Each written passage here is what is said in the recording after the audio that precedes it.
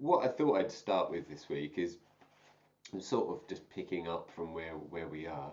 Um, we've talked before about the fact that it's important to remember that meditation isn't about stopping our thoughts, and that is one of our most common misconceptions, that our thoughts will stop and everything will then just be quiet and peaceful, etc. But so we explored the idea that that's not possible. Thoughts are just as unpredictable as noises. I don't know when that bird's going to start singing again, and I don't really know when my next thought is going to appear again. And it's not really important either. Um, the thoughts can be there and not disturb me. But what we haven't maybe spoken about so much is that meditation also equally isn't about just having pleasant thoughts or noticing that only positive thoughts appear in your mind. It can be really common that still negative thoughts appear and keep sort of bugging you and haranguing you, and that's it. What tends to happen is, just as a side effect, your mind becomes quieter. The thoughts are never going to stop, but they're likely, because you give them less attention, you just won't notice that they're there so much. Um, and equally, as we start to remove a lot of misunderstandings about how we act in the world and how we create our own sort of version of things, um, your your pattern of thinking will probably just incidentally become more positive, just as a side effect of what we're doing. But that isn't specifically the purpose of meditation. It's just a lovely side effect. Um, and I'll just briefly explain that in my little minute session. Um, because pleasantness or unpleasantness, nice happy thoughts or unhappy thoughts, are all still just experiences. Yeah, they are just things that we experience, and anything that arises as an experience, by its nature, is impermanent anyway.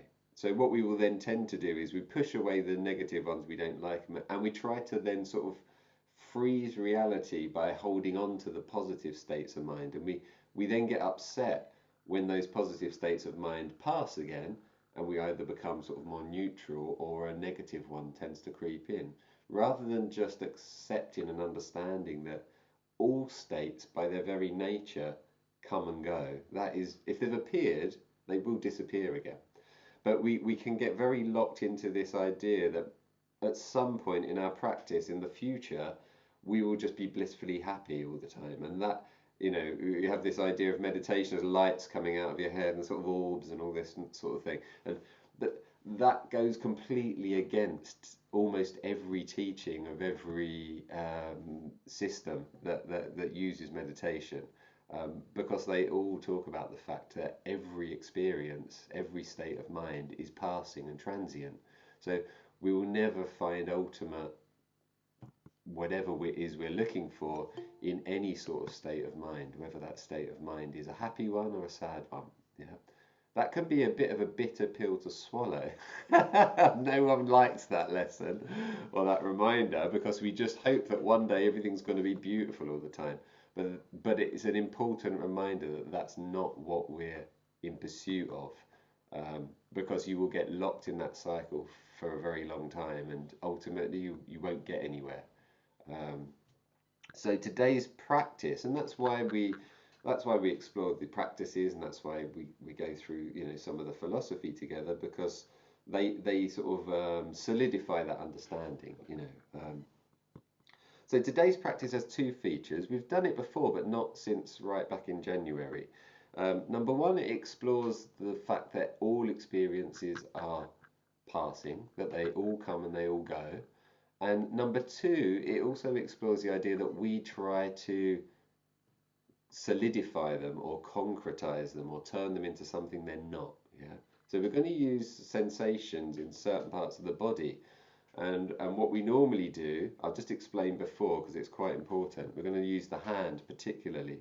But what we'll normally do is we will make a concrete idea of a hand which doesn't exist. And what we're trying to do is the brain is trying to solidify the experience of a hand in time and make it more solid than it is. But actually, what our experience is when we just observe is that all that we experience is a constantly changing flow of sensation. There is no such thing as a hand apart from as a concept. And that concept is our attempt to hang on to stuff. And that hanging on to stuff and pushing away stuff is the source of what Buddhism would say anyway, is the source of all our suffering. That's where all our suffering arises from. That attempt to sort of freeze time, if you like, or freeze experience in time. Anyway, that's my spiel, but it was important to set that up, I think. So if it was a bit fast, which it was, just watch it back later and ping me any questions. So make sure you're comfortable. Ideally, everything is just supported either by the bed or the chair or the ground underneath you or whatever. Your hands are rested somewhere comfy, either in your lap or on your thighs.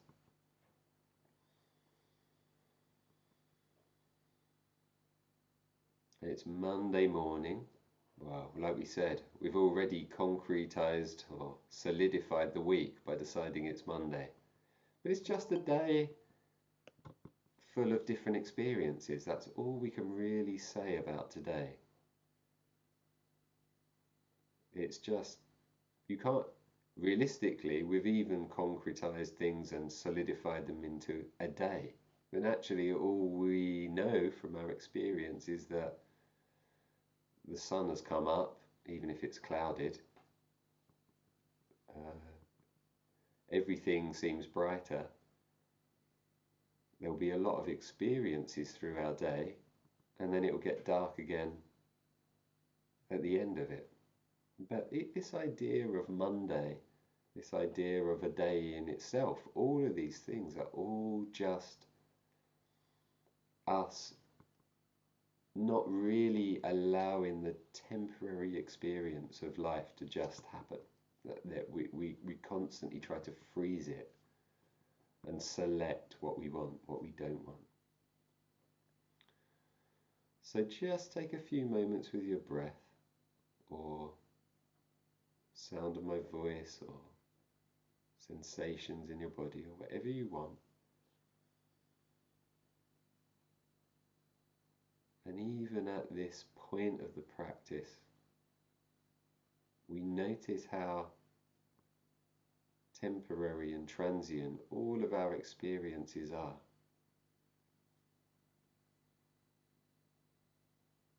As soon as we've noticed a part of the breath, it's already gone. It will never be experienced like that again.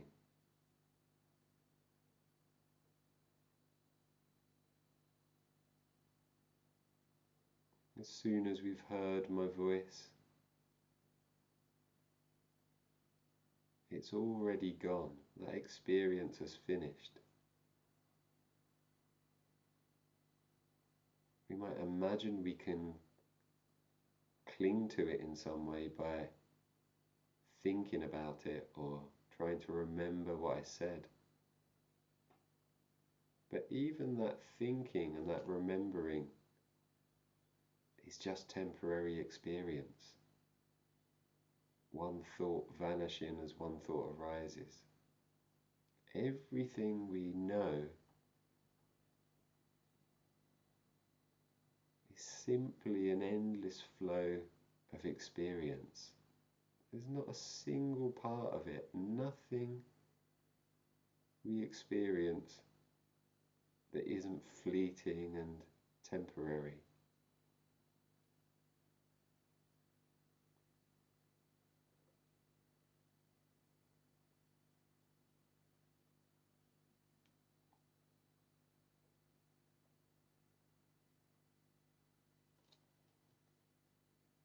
Maybe just take a few moments as you anchor yourself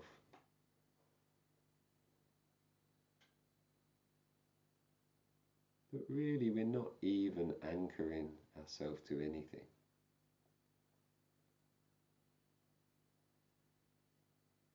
We're not really coming back to some sort of solid breath.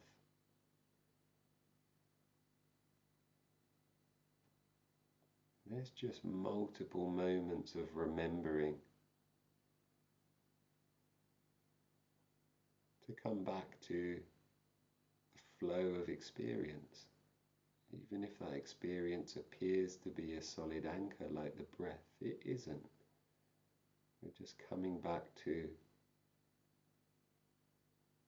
if you like, a recognizable experience. We call it breath, but there's nothing solid or fixed about the breath at all.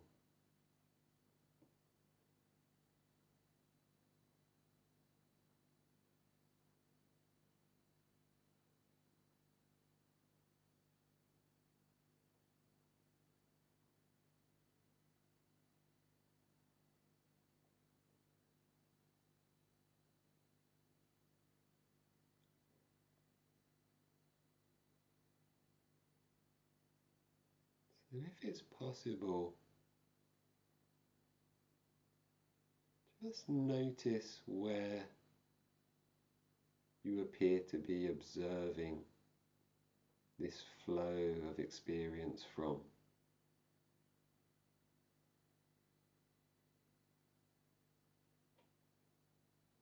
Does it feel as if you're observing from a certain part of your body, maybe in the head, maybe somewhere else?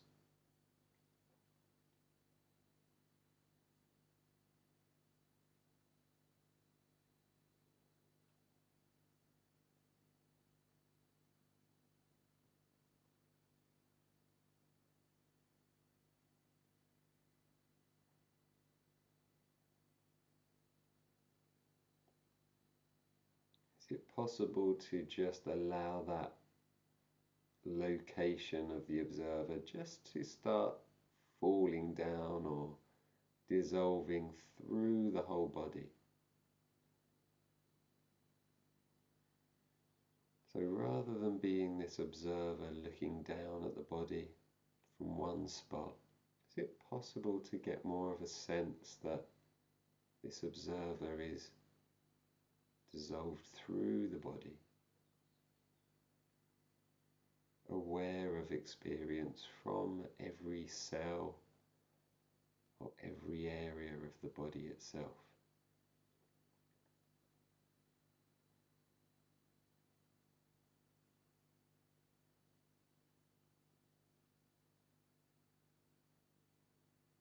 Whether this is just a trick of the mind or a concept in itself isn't so important right now. It's just a tool.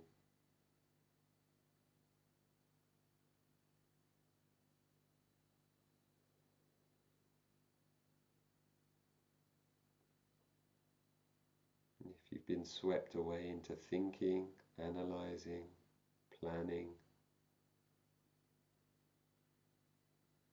that's fine. Just see that you've been swept into a completely different stream of experiences.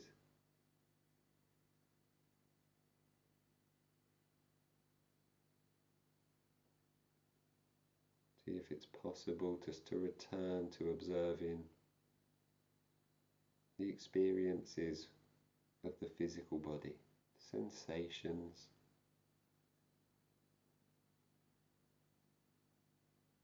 tingling, what we might call pain or discomfort, what we might call pleasure.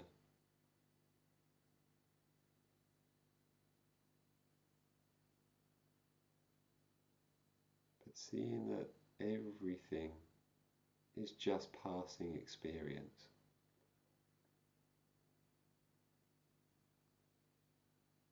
Whether we solidify it by giving it a name, uncomfortable, or whether we solidify it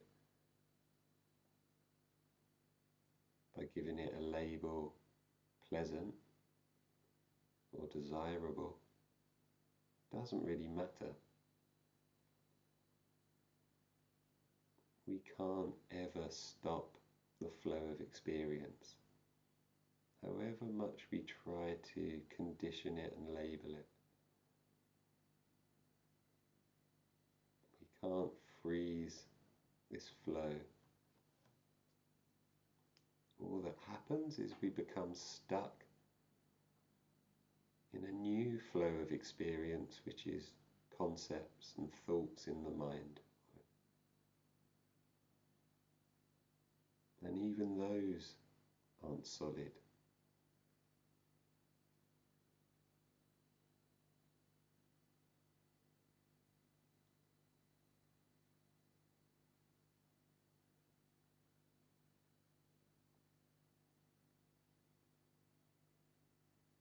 So now take, if possible,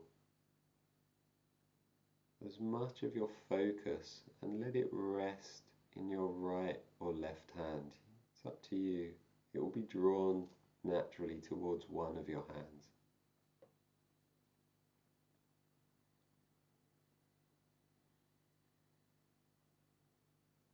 Now really focusing in on one small area of the body, just focusing in on this hand, or what we call a hand.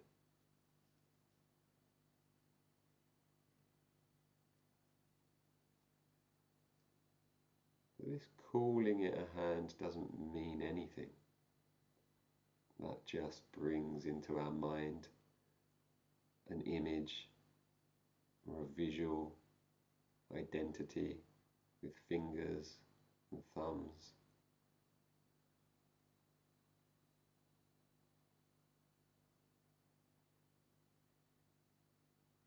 And it sort of subconsciously freezes our experience and limits it to just this picture or visual or idea of a hand. Like we try to solidify our experience into one thing, into an idea.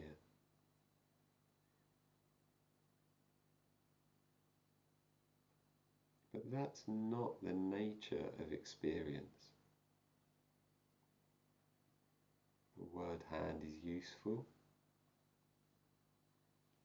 just as a descriptor,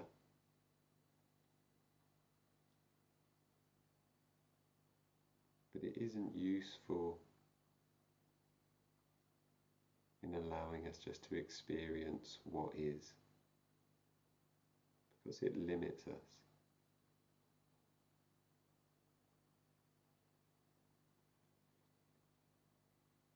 So just keep returning to that hand, palm of the hand, as it spreads along the bottom surface of the fingers and the thumb, top of the hand,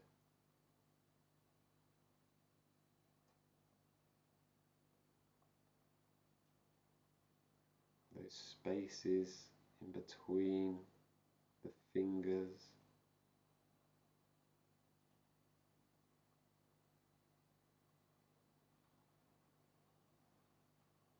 deep into the tissue and the muscle of the hand.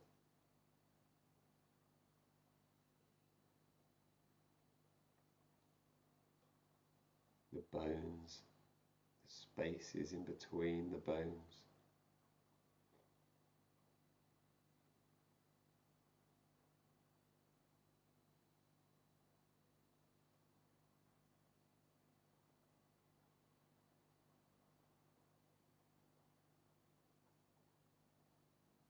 Just present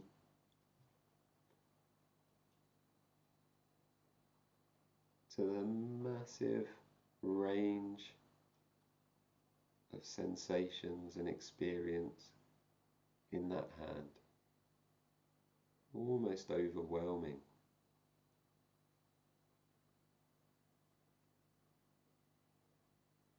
There's so much going on. Even the experience of no sensation in certain parts, or sensation coming and going. That's our experience, that's our true experience. It's not an overlaid, solidified idea or concept.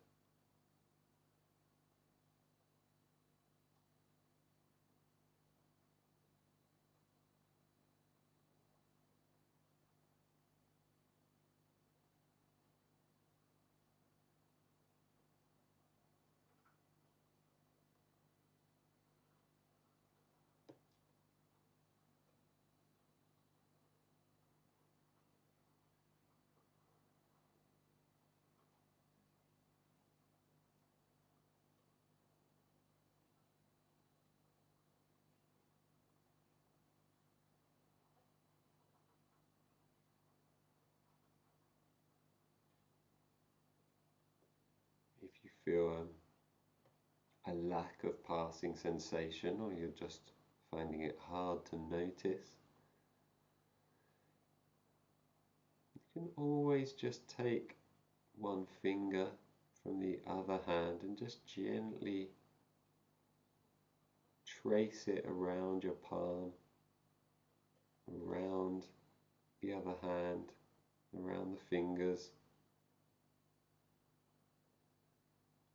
and just experience this movement of tingling sensation.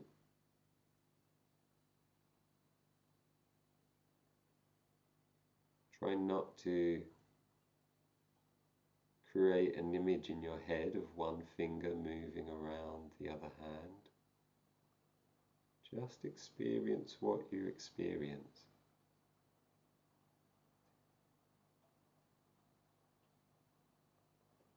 Notice how you might label all these experiences as either pleasant or unpleasant.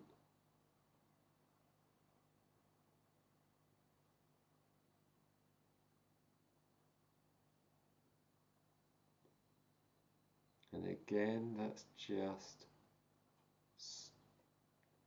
somehow resisting or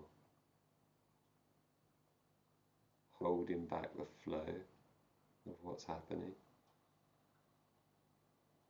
turning life into an idea.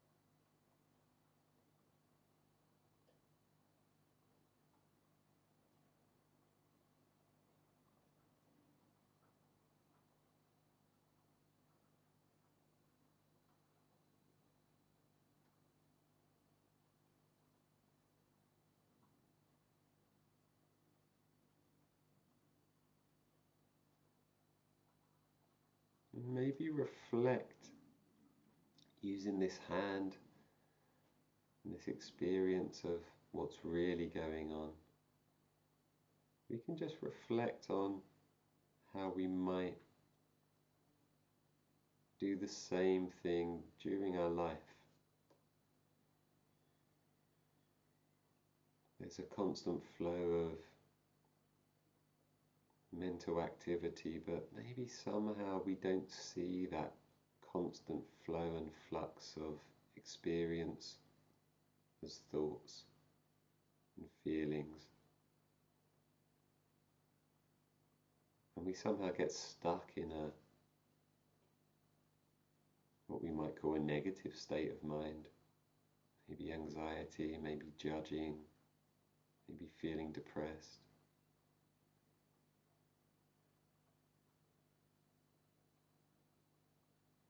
And taking what is just a constant stream and flow of experience, we accidentally solidify it into something it isn't.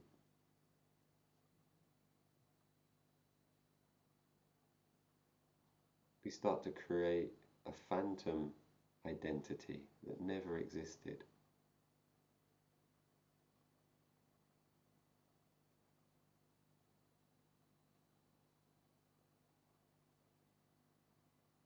Or maybe we do it with pains in the body or an illness or something we're suffering from physically.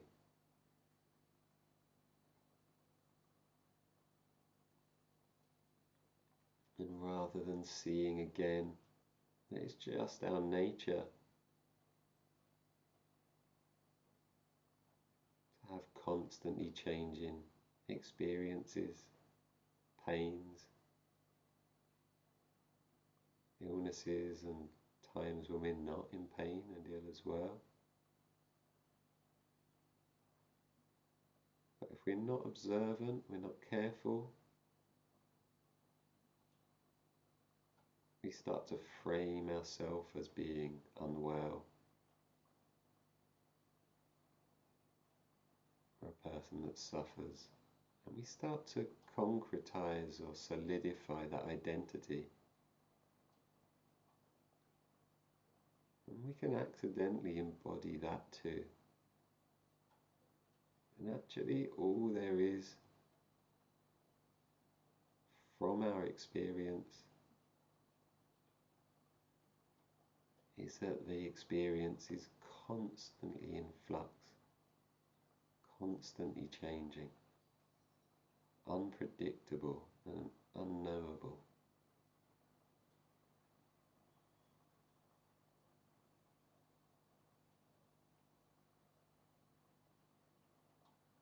And all we have to do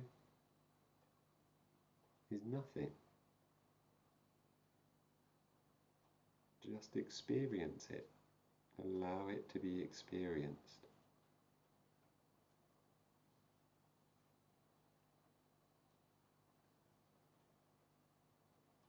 Then we let go of all the struggling to hold on or to push away.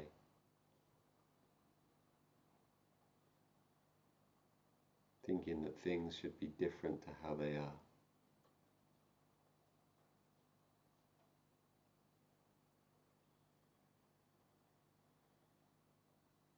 So now just notice your breath again. Completely new breath. This isn't the breath you started the practice with, and this will never be that breath again.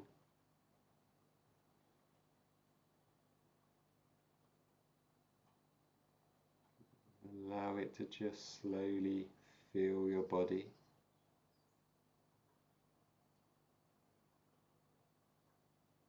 You might imagine this is always how we end the practice, but you've never experienced it like this before, and you'll never experience it like this again. You might have accidentally started to solidify your practice itself into another rigid idea.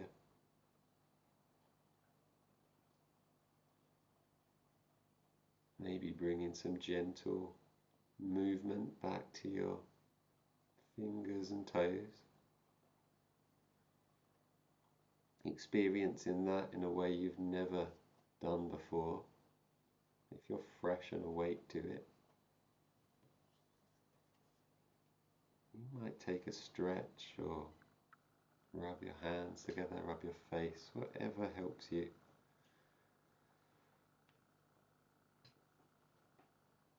I don't know what it helps you to do. Just continues in the flow of what we're experiencing, but we frame everything with language because it's convenient.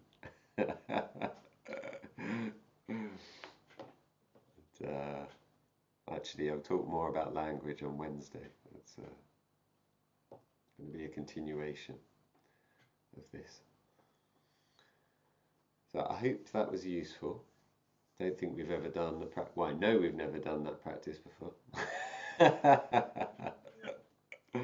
really glad you got to the point where you said touch with your other hand, because I began to think that lose all sensation, like there was no hand there. It was weird.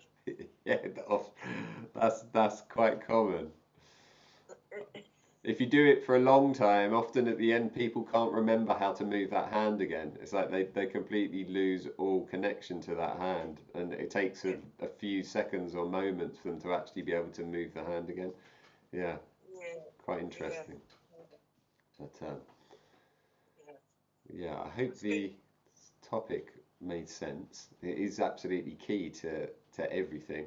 It's one of the two uh, maybe most significant things that Buddha, for example, I'm not a Buddhist, but some of the teaching, well, many of the teachings were very profound, pointed out about our experience, and one of those was that everything is temporary and changing, and we forget that, and we try to solidify that, and the other was that everything is inherently empty. Um, in other words, it's dependent on other things to exist. Mm, Um, mm. they're very simple teachings, but there's so much depth to them. You could explore them for the rest of your life quite easily. Uh, Yeah, yeah. It's Good. Anyway, Interesting. it's interesting, Yeah. definitely. Yeah, weird. And weird. Weird. Well, it's all about us just forgetting that we construct a version of reality. It's not unreal. We're not saying that this is unreal. We're just saying that we construct it subconsciously, and then we believe in it completely. That's all. Uh, all this experience is happening, stuff is happening, but what we make it is not what it actually is. We turn it into something else. And then that completely limits our experience, because once you've called a hand, and once you've called Monday's always then going to have the limitations that your Monday has, in that it's always Monday. So everything that occurs within today will be framed within the structure of it being Monday. So which is different to yesterday, which was framed in the idea of being Sunday. So everything took on a slightly different color or texture. Um, so yeah, we all know logically that Monday, Sunday, etc. don't really exist in the way we imagine. But what we don't quite see is how that conceptualizing colors our entire experience of everything that happens during those hours between sunlight and sunset. It's enormous. Like the implications of it are huge. Um, so yeah, but there you are. That was a good way to start the week. Especially if I came on saying, oh, it's another Monday. Well, you helped facilitate the session there, Jude. That was perfect timing. But yeah, anyway, I hope you have a lovely Monday or whatever, whatever it is. And yeah. Well, yeah. Is it a day? Well, it's just hours of sunlight. It's not even hours, is it? We can see. It's hours where it's not so dark. But it'd be impossible to actually get on in the world if we had no language. It would be very, very frustrating to. Yeah. So language and concepts are so handy. They're incredibly useful. It's just that we forget they're just ideas and language and concepts. That's the issue. It's not that we don't need to stop talking. It's just remember that they're all just concepts. Anyway, I'll leave it on that because I will just talk for the next hour if